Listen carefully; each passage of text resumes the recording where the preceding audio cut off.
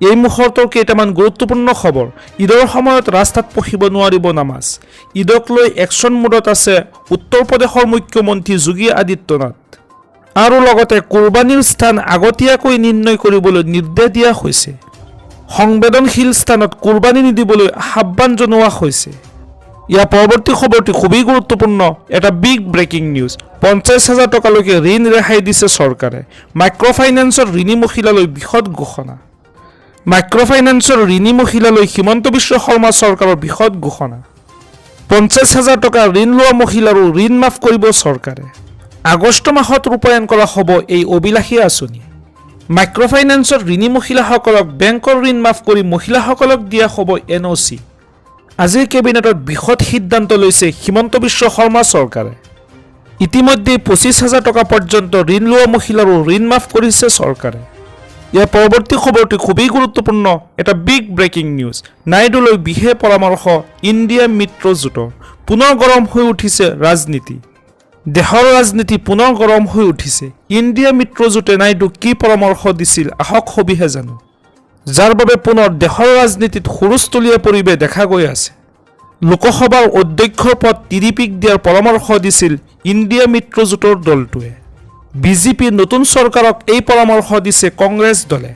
আৰু লগতে আদিত্য ঠাকৰেও TDP আৰু JDUক লোকসভাৰ অধ্যক্ষৰ পদ তেওঁলোকৰ ওচৰত ৰখাৰ পৰামৰ্শ দিছে।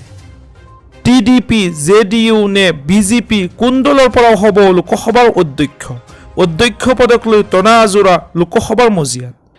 এইবাৰ লোকসভা নিৰ্বাচনত সাংসদ হিচাপে জয়ী হোৱাৰ পিছত কোন হ'ব লোকসভাৰ অধ্যক্ষ?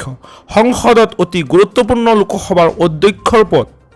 আৰু সেয়েহে সকলো দলে লোকসভাৰ অধ্যক্ষক তেওঁলোকৰ দলৰ পৰা হোৱাটো বিচাৰে।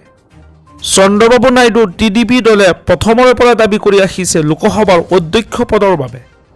ইয়াৰ পৰৱৰ্তী খবৰটি খুবেই গুৰুত্বপূৰ্ণ, এটা বিগ ব্ৰেকিং নিউজ। পুৱা মোদীৰ ফটোত ধূপ জ্বলাই অহা মানুহেও গৌৰৱ গগৈক ভোট দিছে বুলি মন্তব্য কৰিছে মন্ত্ৰী ৰঞ্জিত দাসে। আৰু লগতে মন্তব্য কৰি কৈছে যোৰহাটত কংগ্ৰেছৰ জয় হোৱা নাই। এইবাৰ লোকসভা নিৰ্বাচনত জয় হৈছে গৌৰৱ গগৈৰ। হয় দৰ্শকসকল, পুৱা মোদীৰ ফটোত ধূপ জ্বলাই অহা মানুহেও গৌৰৱ গগৈক ভোট দিছে।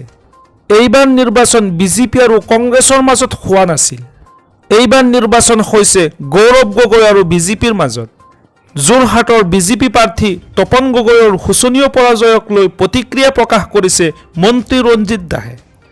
একেৰাহে তৃতীয়বাৰলৈ প্ৰধানমন্ত্ৰী হিচাপে শপত লোৱাৰ পিছত ইটালীত প্ৰধানমন্ত্ৰী নৰেন্দ্ৰ মোদী ভাগ ল'ব 50 সংখ্যক G7 সন্মিলনত।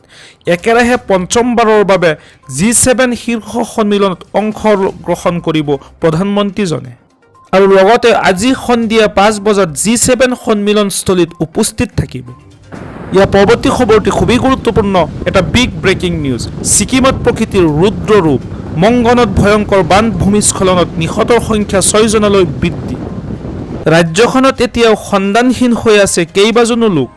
বান ভূমিস্খলনৰ বাবে ছিকিমৰ মংগন, আম্বিথাং আদি বিভিন্ন ঠাইত অবৰ্ণনীয় পৰিস্থিতি।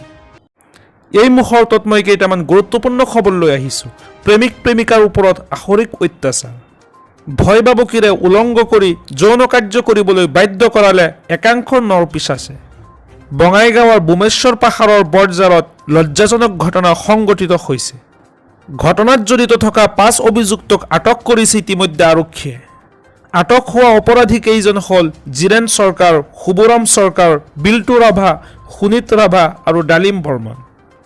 প্ৰেমিক প্ৰেমিকাক অশ্লীল কাৰ্যত লিপ্ত হ'বলৈ বাধ্য কৰাই ভিডিঅ' কৰে অভিযুক্ত কেইজনে। ভিডিঅ' ভাইৰেল কৰি ধন দাবী কৰাৰো অভিযোগ তুলিছে ভুক্তভোগীয়ে। ইয়াৰ পৰৱৰ্তী খবৰটি এটা গুৰুত্বপূৰ্ণ খবৰ, এটা বিগ ব্ৰেকিং নিউজ। ব্যক্তিগত খণ্ডৰ চাকৰিয়াললৈ 7 লাখ টকাৰ চৰকাৰী বীমা।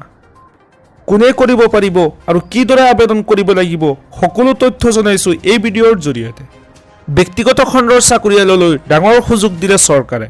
এতিয়াৰে পৰা লাভ কৰিব 7 লাখ টকাৰ চৰকাৰী বীমা।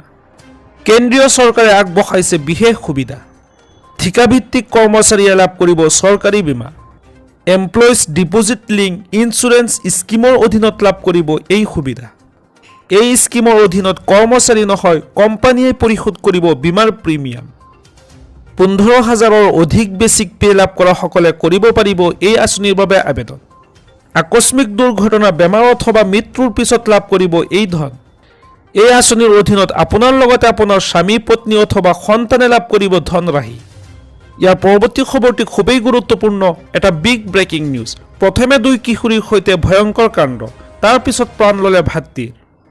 হয় দৰ্শকসকল, 2গৰাকী কিশোৰীক যৌন নিৰ্যাতন চলাই যুৱকক হত্যা। গোৱালপাৰাৰ দুধনৈত ভয়ংকৰ ঘটনা সংঘটিত হৈছে। যোৱা 3 মে' তাৰিখে বৈশাগু অনুষ্ঠান চাবলৈ অহা 2 কিশোৰীক যৌন নিৰ্যাতন চলাইছিল 3 যুৱকে। এই ঘটনাৰ পিছতে এটা দৰ্শনকাৰীক আটক কৰে আৰক্ষীয়ে। আন 2টা অভিযুক্তক কৰায়ত্ব কৰিবলৈ গৈছিল একাংশ যুৱকে।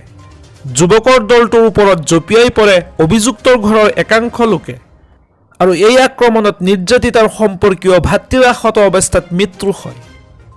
প্ৰথমে মাৰপিট, তাৰ পাছত ডেগাৰৰ প্ৰসাৰত আহত যুৱকৰ চিকিৎসালয়তে মৃত্যু হয়। অভিযুক্ত 3 যুৱকক গ্ৰেপ্তাৰ কৰি জেল হাজতলৈ প্ৰেৰণ কৰিছে আৰক্ষীয়ে। উক্ত ঘটনাৰ লগত জড়িত থকাৰ সন্দেহত এগৰাকী মহিলা আৰু আন এজন লোককো আটক কৰিছে আৰক্ষীয়ে।